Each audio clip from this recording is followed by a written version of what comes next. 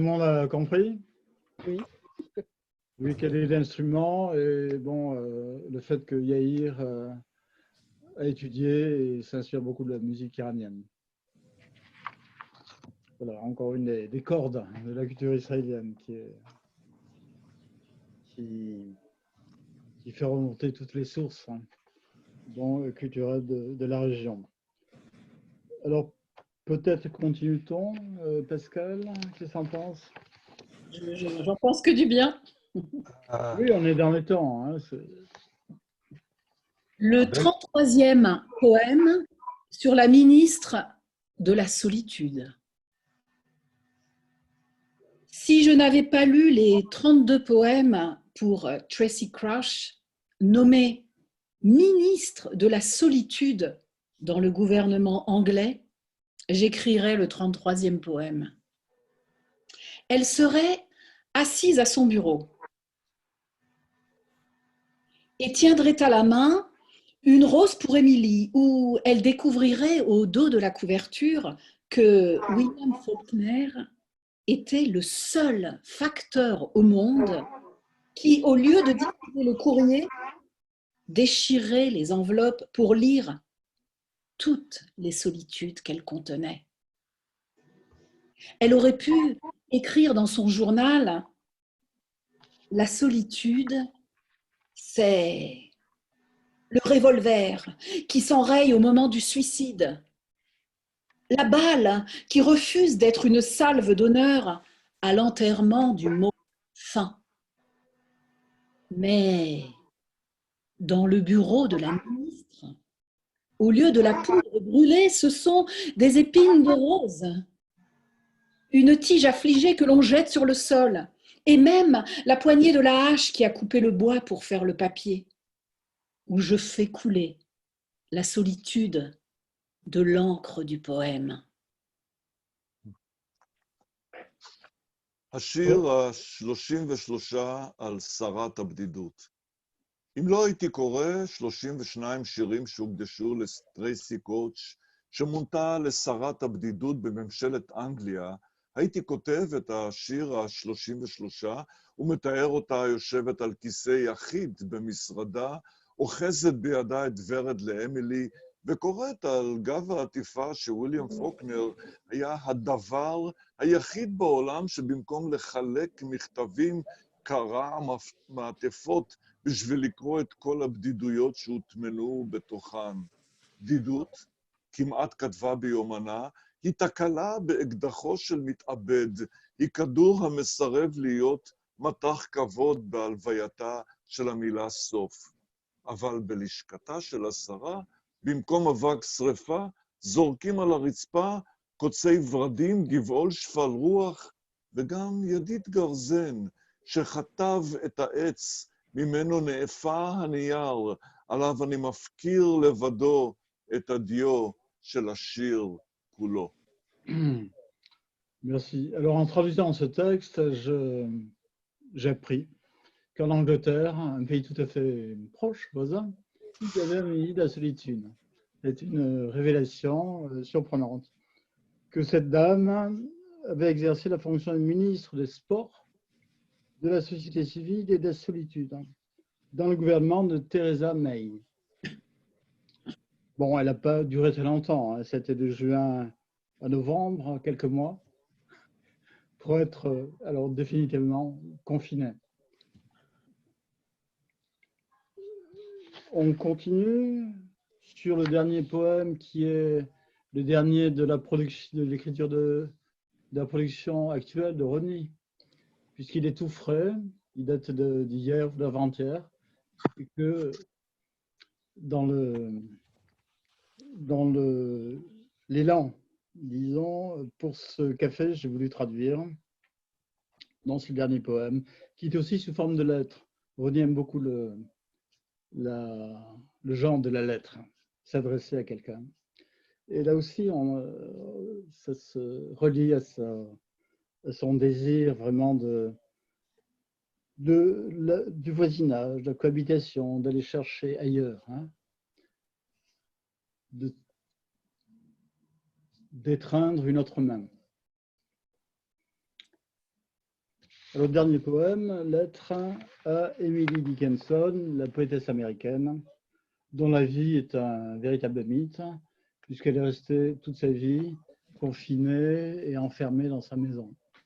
Et que ses poèmes, quelques-uns de rares personnes, ont pu la lire, ont pu lire ses poèmes avant qu'elle ne meure. Tu commences, Pascal? Donner un coup de tête à la vitrine pour ôter sa virginité au verre. Tu ne l'as jamais fait.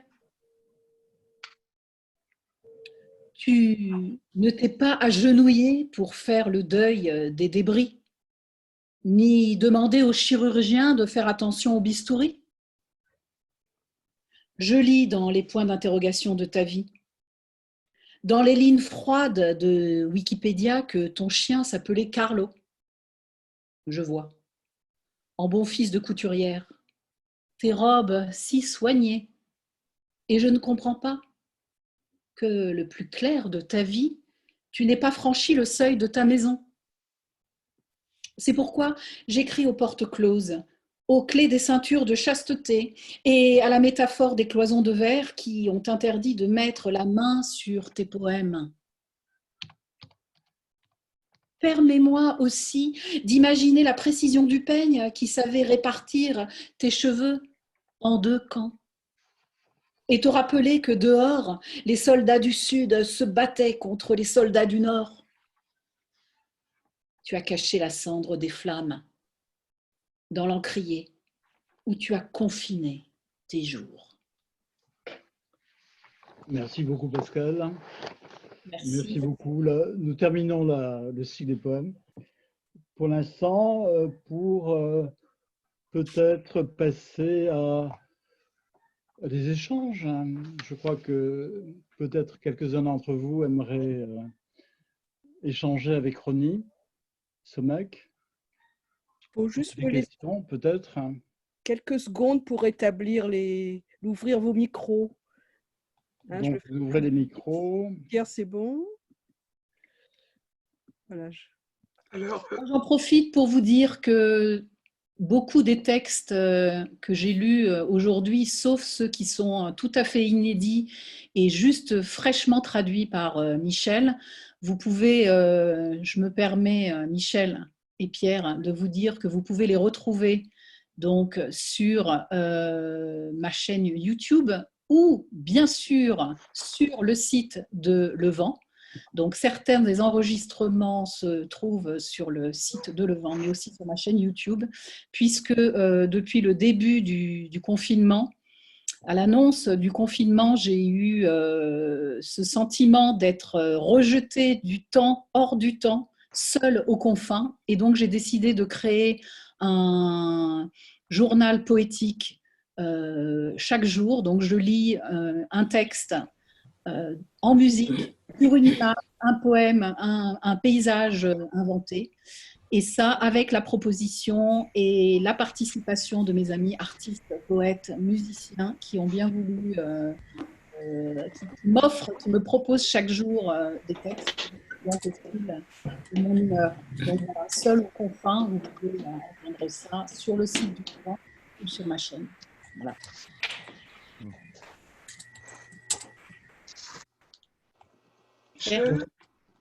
Michel, peux-tu demander à Ronnie si cette période d'enfermement lui est propice à la création poétique? רוני, אתה שומע אותי? כן, כן. כן, פייר שואל, האם המצב הזה של הסגר, כן, סגר, מאפשר לך פשוט, נותן לך יותר זמן ואינספירציה ליצירה?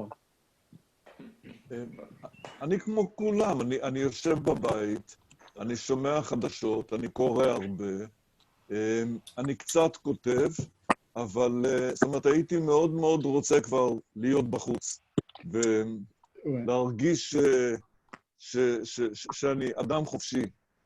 קוראים לפסח חג החירות, אז אני מקווה שבקרוב נהיה באותה חירות שעליה מדבר החג. Alors, ce que dit Ronnie, c'est que comme tout le monde, il passe son temps à la maison, qu'il lit, qu'il écrit aussi des poèmes, mais qu'il aimerait, de même que les Hébreux, ayant traversé le désert, hein, sont un peuple, se sont libérés de l'esclavage, il aimerait aussi se libérer du confinement et devenir libre.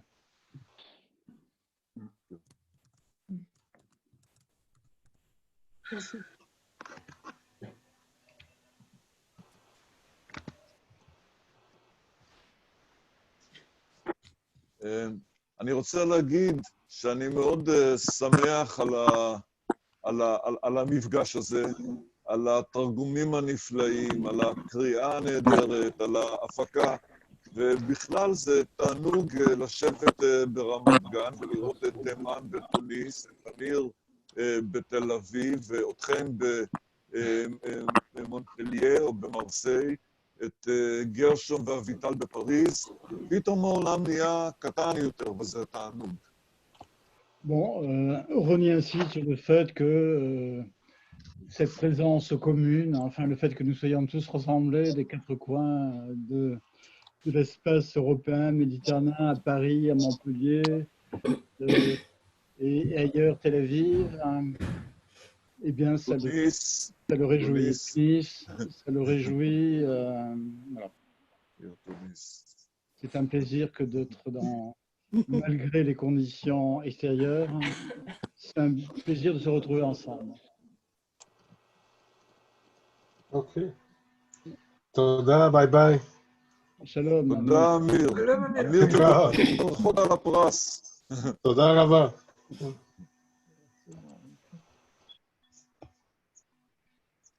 Et l'homme? Oh, Michel, après que tu aies parlé, Non, après la lecture de Pascal, tu as parlé de bonbons tout à l'heure. Tu sais, c'est fragile, tu ne peux plus y toucher. Tu as peur d'entamer dans cette douceur-là. Alors, je connais bien, grâce à toi, la poésie de Ronnie Sommeck. J'étais très heureuse de la retrouver. En ce moment, je te l'ai dit ce matin ou hier, je ne sais plus, oui. Je te relis toi, Michel, et je le relis lui, Ronnie Sommeck, parce qu'il y a une nécessité comme ça, une urgence peut-être d'avoir à être accompagné.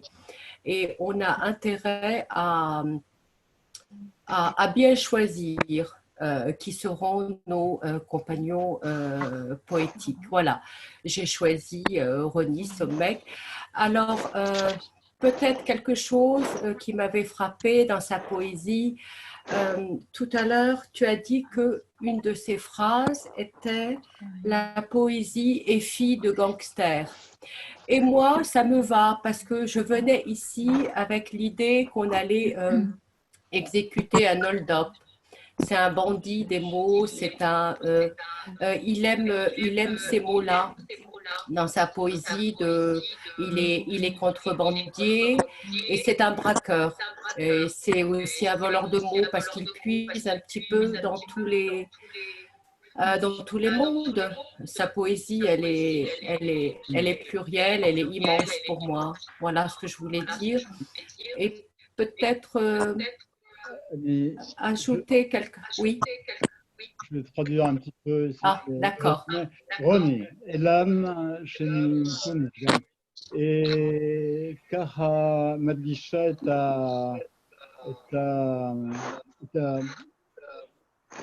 טיב השירה שלך, כן? שהיא פשוט, היא מעורבת בכל כך הרבה שפות, כל כך הרבה דברים.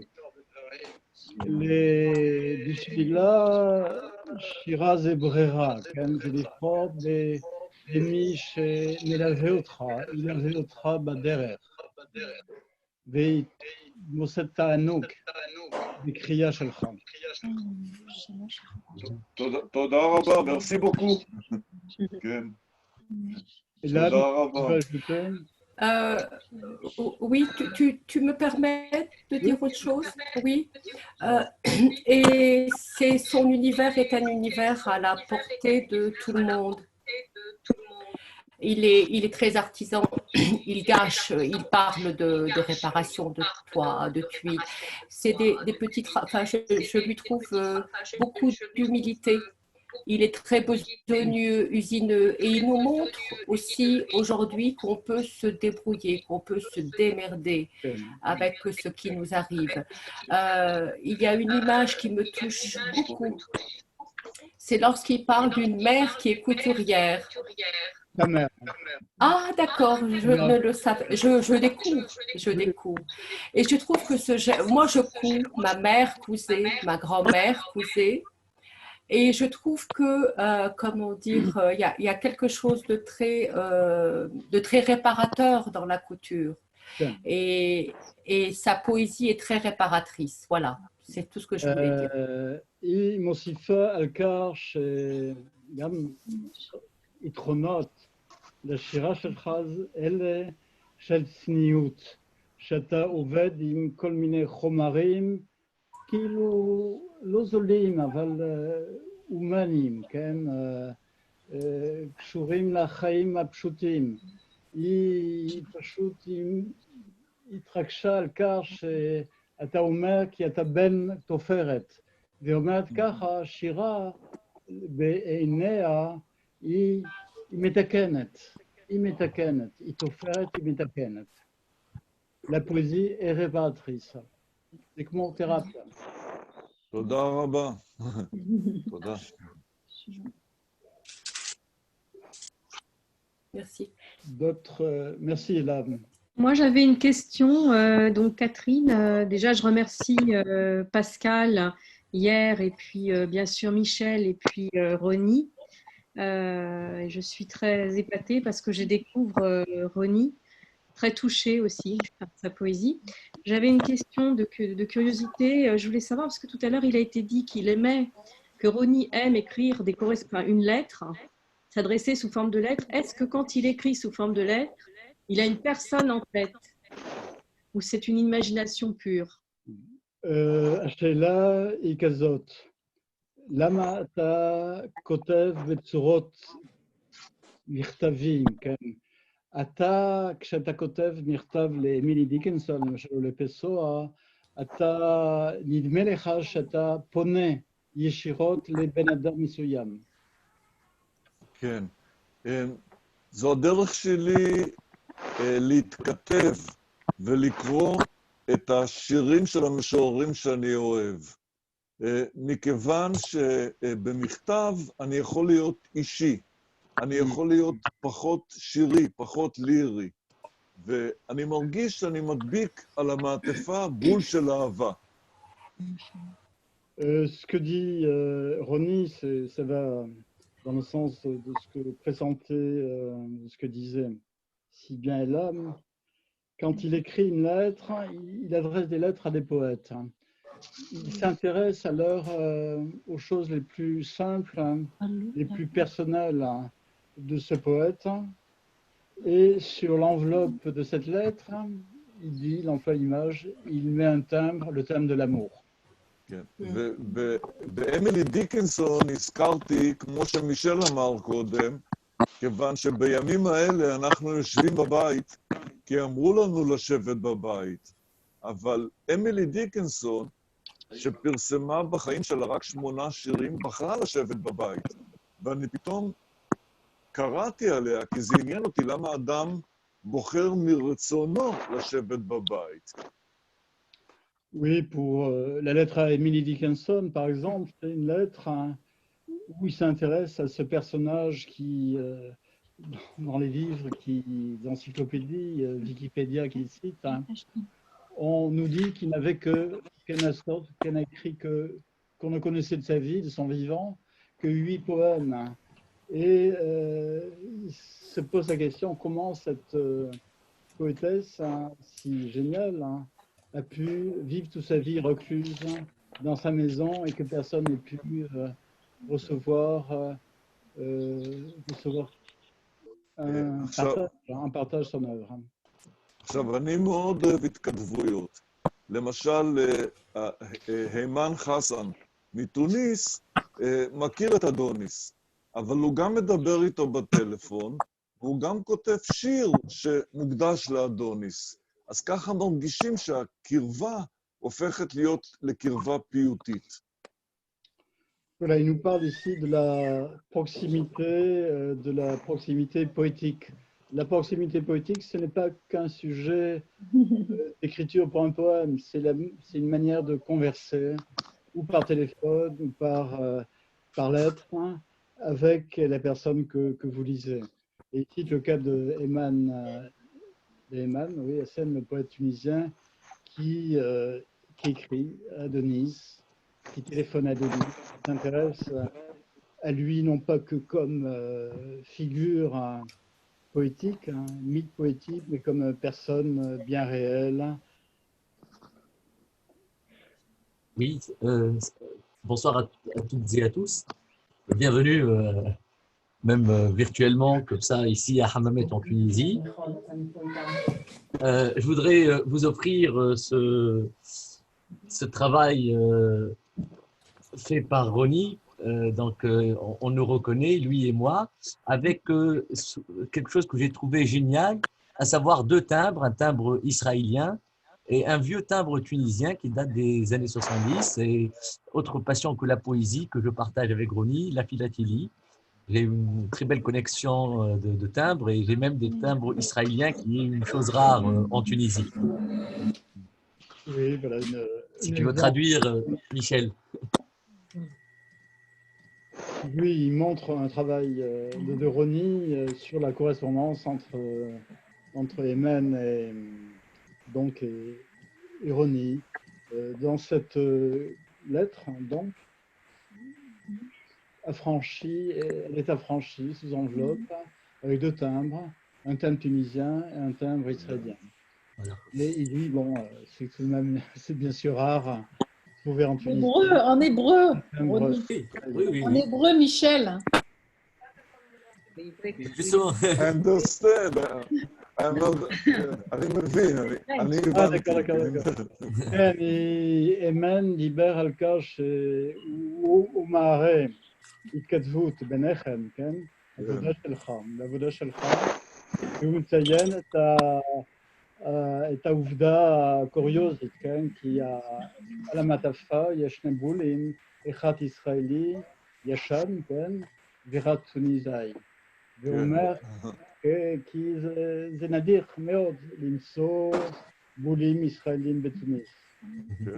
Et cher Michel, si vous me permettez, donc là je viens d'exhiber quelques textes publiés par Ronnie. Et nous comptons avec Ronnie publier quelque chose ensemble, sachant que j'ai rencontré Ronnie Somek à Sète, au Voix-Vive en 2017. Et tout de suite, il s'est installé entre nous une amitié que les jours ont développé dans la mesure où nous nous sommes rencontrés juste après à Tolède, puis à Gênes. Donc, les festivals de poésie, les voix vives, nous ont permis un peu d'abolir à la fois les frontières, les distances, mais aussi peut-être de tourner le dos aux problèmes politiques qui séparent à la fois nos pays, nos appartenances, etc. Et l'été dernier, en guise comme ça de début de dialogue poétique qui sûrement aboutira à un livre avec Ronnie, j'ai écrit un poème que je me permets donc de vous dire, qui s'intitule « Un galet pour Ronnie Somek ». Oui, tu peux y aller. Voilà. Si, comme l'a prouvé Hobbes, l'homme est un loup pour l'homme, et comme l'a chanté Cèse, il est un mouton, il me faut gueuler et bêler en même temps. L'homme doit enfin être humain. Les bêtes, les animaux, disant la faune, est plus humaine que nous, prétendus sapiens. Ronnie, toi qui comme moi sens si bien les choses, veux-tu être un galet, sourd, muet et aveugle, au bord du Tigre, de l'Euphrate, du Jourdain, du Nil, ou près de moi, méditerranéen, convaincu qu'être galet, c'est deux fois être, parce que nous serions à la fois armes pour fronde, lance-pierre et pierre tombale. וואו. Merci Eman pour ce, comme qui Merci à témoigne d'une מישל, אני... fraternité entre deux poètes. רוני, אני אסכם את דבריו של אמן. כן. הוא פשוט הציג את השיר שהוא הוקדש עליך, כן? אליך. אני מקווה שהזום רואה את ההתרגשות שלי. שגם בזום רואים שאני מתרגש. Bon, Ronnie est très ému par cette rencontre sur Zoom. Écoutez, je pense que nous allons clore la lecture. Le temps imparti nous est choix, là, il est chu. C'est fini. Alors, quelques informations sur le vent. Bon, Pascal a parlé de ces lectures, hein, cette série de lectures, ce travail en cours qu'elle fait dans la situation, dans le contexte actuel du confinement, qui aboutira aussi à quelque chose qui va prendre la forme d'un livre, d'une vidéo, on ne sait pas trop.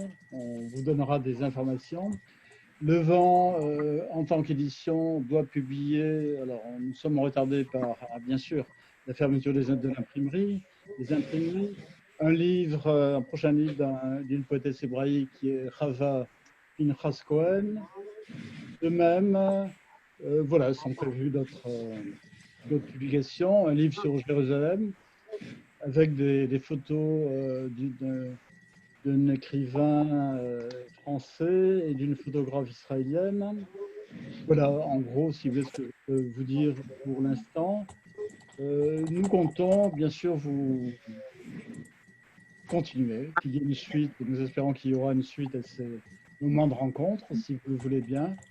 Pour nous, c'est important, je crois, pour nous tous, que d'être ensemble dans ces moments-là.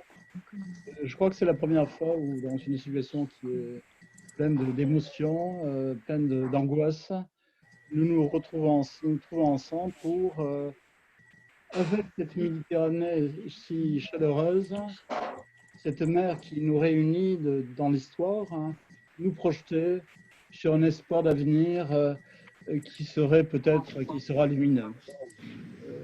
Voilà. Écoutez, merci, shalom, salam, salut, au revoir, à très bientôt. À bientôt. Au revoir. Oui, bye. Bravo, bravo. Bravo. Bravo. Bravo le vent. Oui, c'est une première fois, hein, donc c'est... C'est quand le prochain rendez-vous? Et le premier rendez-vous alors, le prochain rendez-vous, ça serait le 2 mai, samedi 2 mai à la même heure. Shalom, Ça tombe Étienne. bien, c'est l'anniversaire de ma fille, Alma, qui va avoir 8 ans le 2 mai. Waouh, c'est un cadeau. Toi. Alors tu ouais. conviens avec ta fille. Omar. C'est Baraba. Baraba, Pascal, מילה ואלמה. כן, Shukran. Au revoir. שוקרן. Shukran. merci beaucoup. Et Yair, Toda.